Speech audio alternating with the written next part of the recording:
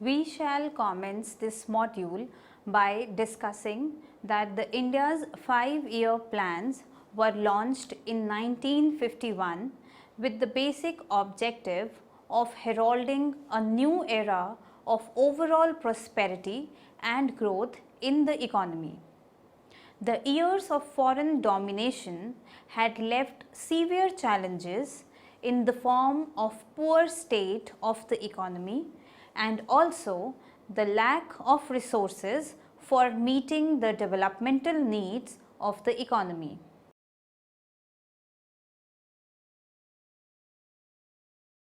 After studying this module, you shall be able to know about the pre-reform and post-reform era of planning, identify the failures of planning, evaluate the different achievements of planning. Now, we will move on to discuss the achievements of planning in India. First one is the acceleration of growth rate. One of the basic objective of planning is India has been to achieve rapid economic growth rate of the economy. During the British rule, the Indian economy was stagnant and suffered from high levels of poverty and deprivation. The British exploited the Indian economy through trade as well as unjust colonial rule.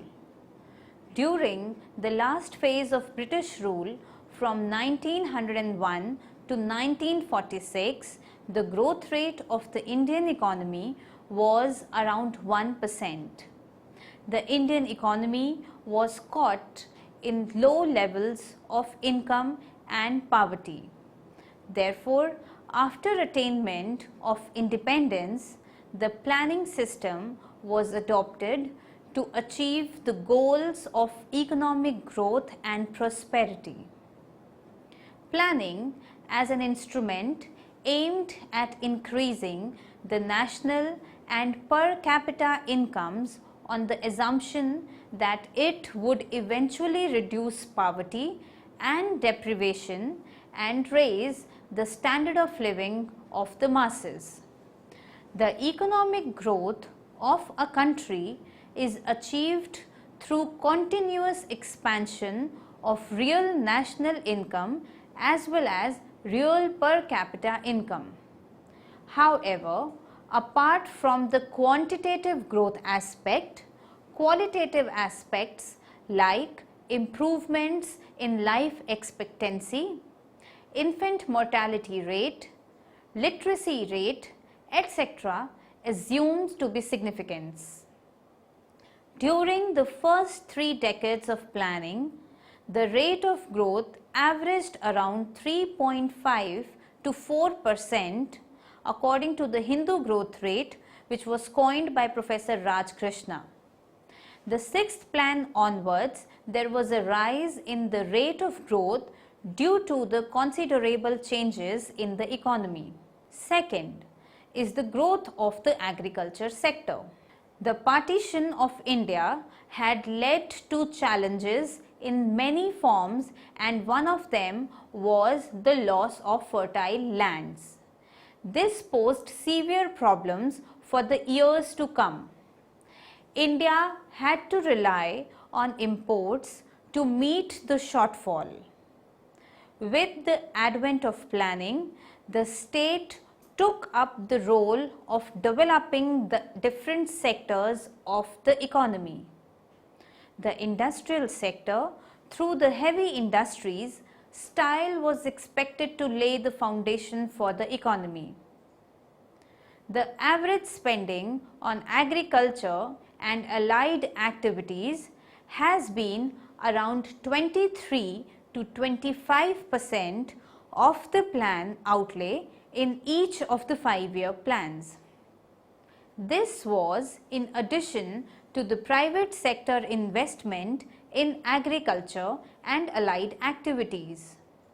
All such investments and the launch of new agricultural strategy or Green Revolution in 60s led to an increase in the agricultural output.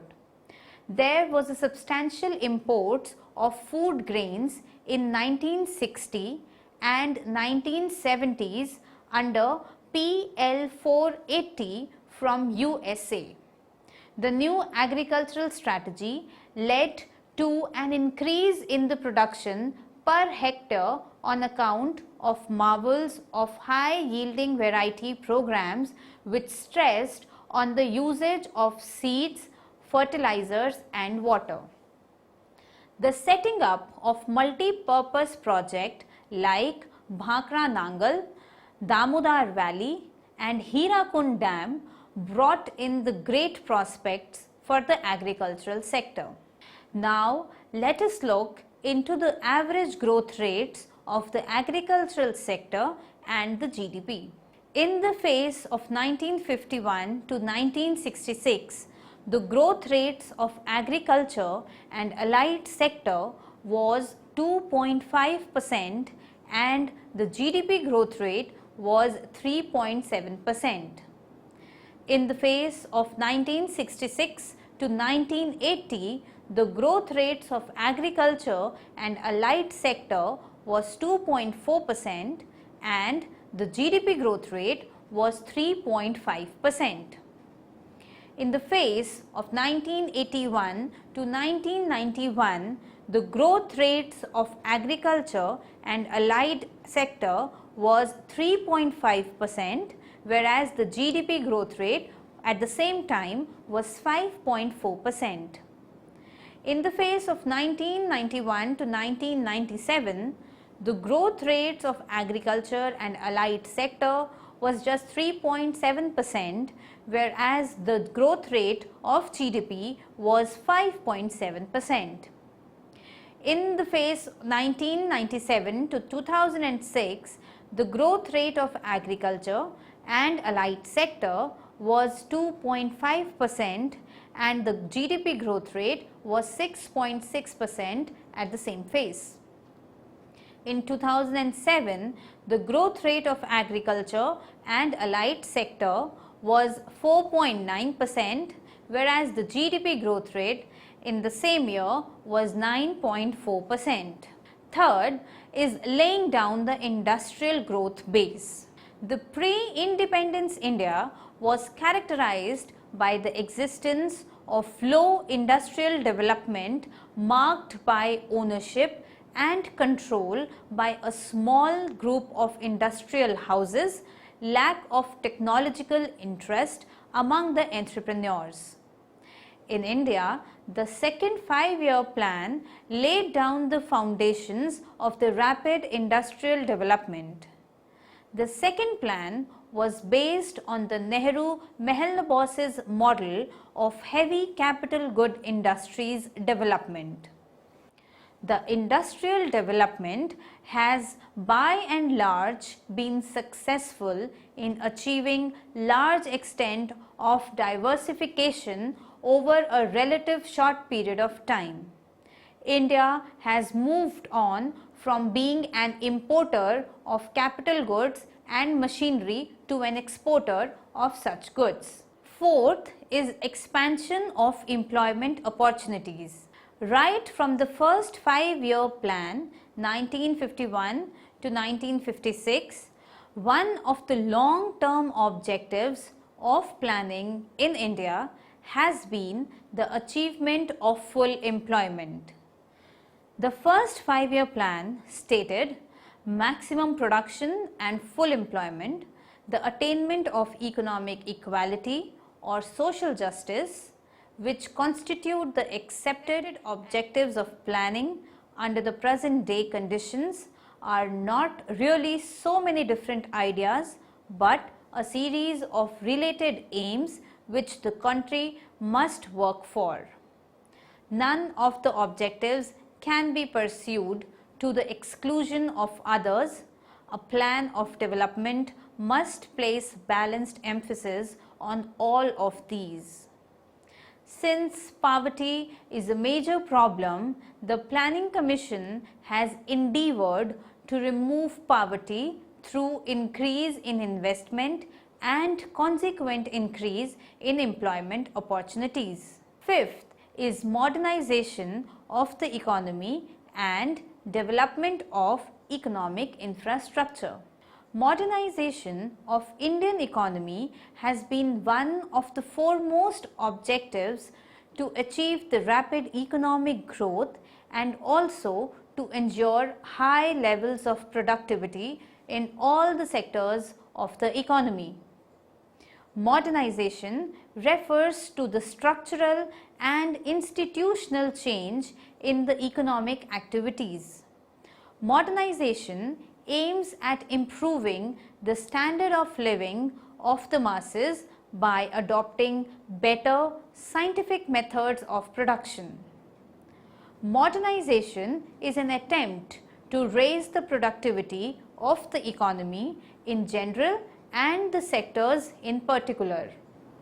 The development of infrastructure opened up the prospects of modernizing different sectors of the economy as well as integrating the rural areas with the towns and cities. The laying down of irrigation projects and canals, hydroelectric and thermal power projects, the expansion of network of surface transport has led to developed infrastructure and enlargement of the market. The Green Revolution heralded an era of modernization in the mid-60s in the agriculture sector with the introduction of high-yielding variety of seeds, fertilizer, water strategy to improvise the productivity and raise the income levels of the farmer. Sixth is promotion of social justice and reduction of inequality of incomes. The directive principles of state policy enshrined in the Constitution lay down the objective of promotion of social justice and economic justice as one of the foremost duty of the state. Reduction of inequalities of income and equal opportunities for all in the matter of education and employment shall be important objectives of the planning in India. The prevalence of large-scale poverty in underdeveloped countries results in glaring the inequalities and thus the need for measures of social justice and prevention of concentration of economic power. The 5-year plans have consistently tried to uplift the economic condition of the socio-economically weaker section through a number of target-oriented programs. Many states have reduced inequalities in land ownership by adopting land reform measures. Through the instrument of planning, specific programs in backward areas have been adopted to reduce the regional inequalities. Seventh is the sustainable economic growth.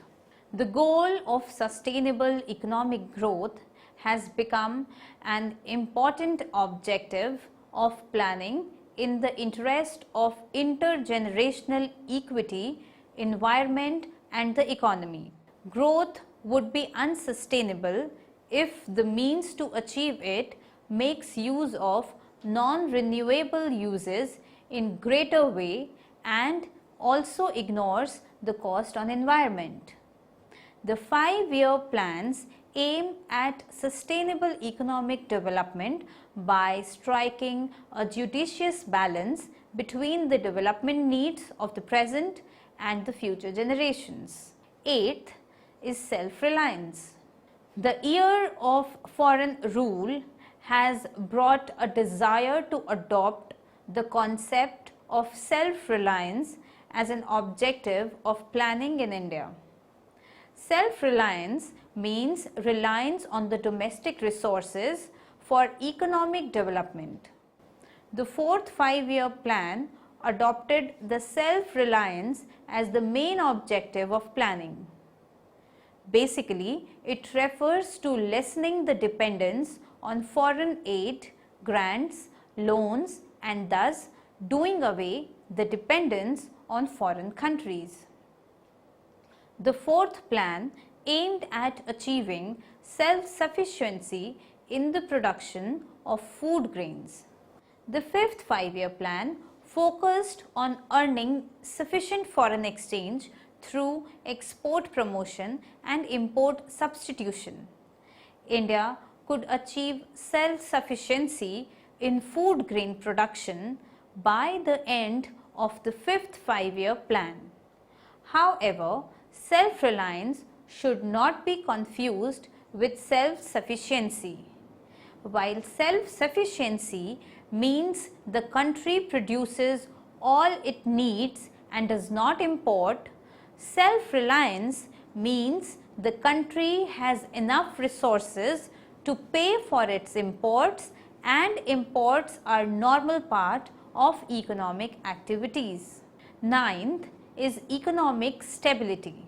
The objective of economic growth is the foremost objective of planning in India, but over the years there is an increasing need for policies that control inflation and its consequences.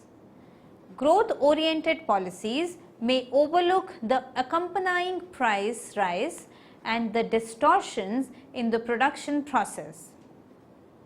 Government needs to take stabilization measures to check the imbalances and wasteful expenditures that led to high fiscal deficit and inflation.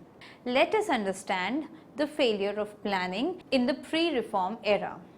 First was the failure in setting up a strong industrial base. Though India began well by emphasizing on the growth of heavy and capital goods industries, the neglect of consumer goods and the small scale industry proved to be a mistake. The promotion of heavy and capital good industries by the state led to concentration and inefficiency.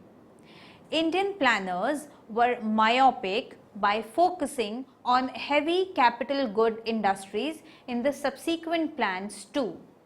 There should have promotion of strong industrial base by encouraging both small and large scale industries, and also focusing on efficiency and competition. Further, the policy of import substitution, which was essential for promoting self-reliance, was too stretched for a long period of time. The Indian industries under the infant industry argument also were unable to acquire competitiveness, efficiency and low cost feature, which are the hallmark for facing the global competitiveness. Second was the failure to create employment opportunities. Indian planning system tried to achieve long-term growth through the heavy and capital goods industries, but such a model emphasized on growth and not on employment. The heavy and capital goods industries are capital intensive in nature, and it also are set up in urban areas. On both the grounds, the opportunities for employment creation was lost. According to Planning Commission reports, the backlog of unemployed persons was 5.3 million at the end of the first plan and 28 million in the beginning of 1990. A large number of people are unemployed both in urban and rural areas. Apart from that, there is also the problem of underemployment and disguised unemployment. Third was the failure to eradicate poverty. The fact that 26% of population in India lives below poverty line even after 6 decades of planning speaks volume about the failure of planning in creating growth for all. The adoption of the Nehru-Mahlanobis model led to the laying of the strong infrastructure in the form of heavy capital goods, dams and multi-purpose projects, but the majority of Indians who are illiterate, unskilled and reside in the rural areas were deprived of a minimum level of living. Though the programs like Garibi Hatao undertakes by Mrs. Indira Gandhi were undertaken in the 70s, but the success were dismal both on account of improper measures and also due to the magnitude of the population. Fourth was the failure in undertaking land reforms and other institutional reforms in agriculture. The emphasis on development of basic and heavy industries by the second plan was the need of the hour, but there was also the need for strengthening the agriculture and allied sectors.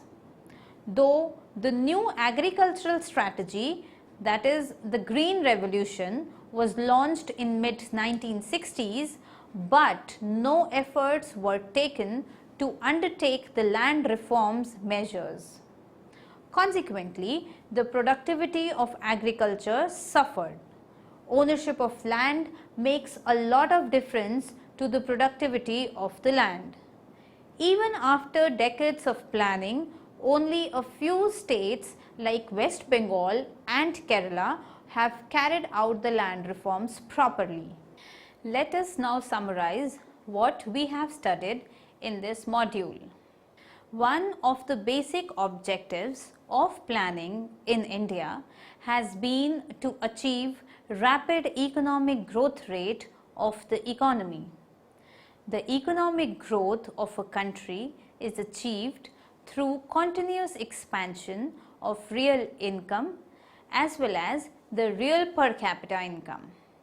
However, apart from the quantitative and qualitative growth aspects, the qualitative aspects like improvements in the life expectancy, infant mortality rate and the literacy rate assume significance. With the advent of planning, the state took up the role of developing the different sectors of the economy. The industrial sector, through the heavy industries style, was expected to lay the foundation for the economy. The average spending on agriculture and allied activities has been around 23 to 25% of the plan outlay in each of the 5-year plans. This was in addition to the private sector investment in agriculture and allied activities. All such investment and the launch of the new agricultural strategy, which was also known as Green Revolution in the 60s, led to an increase in agricultural output. The new agricultural strategy led to an increase in production per hectare on accounts of high yield variety programs which stress on the usage of seeds, fertilizers and water. The setting up of multi-purpose projects like Bhakra Nangal, Damodar Valley and Hirakund Dam brought in great prospects for the agricultural sector. The pre-independence India was characterized by the existence of low industrial development marked by ownership and control by a small group of industrial houses, lack of technological interest among the entrepreneurs. In India, the second 5-year plans laid down the foundation of rapid industrial development. The second plan was based on the Nehru-Mahlanobis model of heavy capital goods industries development. The industrial development has by and large been successful in achieving large extent of diversification over a relatively short period of time. India has moved from being an importer of capital goods and machineries to an exporter of such goods.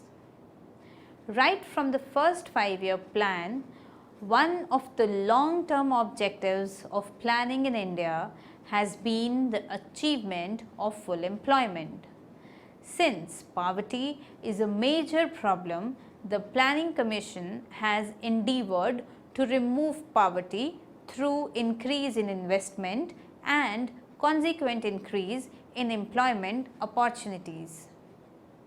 Modernization of the Indian economy has been one of the foremost objectives to achieve rapid economic growth and also to ensure high levels of productivity in all the sectors of the economy.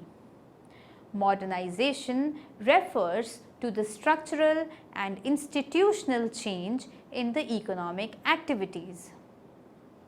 The goal of sustainable economic growth has become an important objective of planning in the interest of intergenerational equity, environment and the economy. The years of foreign rule had brought a desire to adopt the concept of self-reliance as an objective of planning in India. The fourth 5-year plan adopted self-reliance as the main objective of planning. Basically, it refers to lessening the dependence on foreign aid, grants, loans and thus doing away the dependence on foreign countries. The fourth plan aimed at achieving self-sufficiency in the production of food grains. The fifth 5-year plan focused on earning sufficient foreign exchange through export promotion and import substitution. India could achieve self-sufficiency in food grain production by the end of fifth 5-year plan. Though India began well by emphasizing on the growth of heavy and capital goods industries, the neglect of consumer goods and small scale industry proved to be a big mistake for India. The promotion of heavy and capital goods industries by the state led to concentration and inefficiency. Indian planners were myopic by focusing on the heavy and capital goods industries in subsequent plans too. There should have been promotion of strong industrial base by encouraging both small and large scale industries and also focusing on efficiency and competition. Further, the policy of import substitution, which was essential for promoting self-reliance, was too stretched for a long period of time. Indian planning system tried to achieve long-term growth through the heavy and capital goods industries, but such a model emphasized on growth and not on employment. The heavy and capital good industries are capital intensive in nature and also are set up in the urban areas only. On both the grounds, the opportunities for employment creation was lost. According to Planning Commission reports, the backlog of unemployed person was 5.3 million at the end of the first 5-year plan and 28 million in the beginning of 1990s. A large number of people are unemployed both in the urban and the rural areas. Apart from that, there is also the problem of underemployment and disguised unemployment. The fact that 26% of the population in India lives below poverty line even after 6 decades of planning speaks volume about the failure of planning in creating growth for all. the adoption of Nehru-Mahalanobis's model led to the laying of strong infrastructure in the form of heavy capital goods, dams and multi-purpose projects, but the majority of the Indians who were illiterate, unskilled and reside in the rural areas were deprived of a minimum level of living.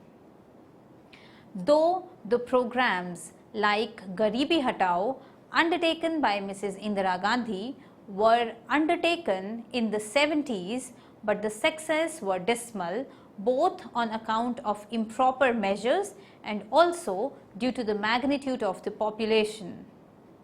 Though the new agricultural strategy, also known as Green Revolution, was launched in the mid-60s, but no efforts were taken to undertake the land reform measures. Consequently, the productivity of agriculture has suffered a lot. Ownership of land makes a lot of difference to the productivity of the land. Even after decades of planning, only a few states like West Bengal and Kerala have carried out the land reforms properly.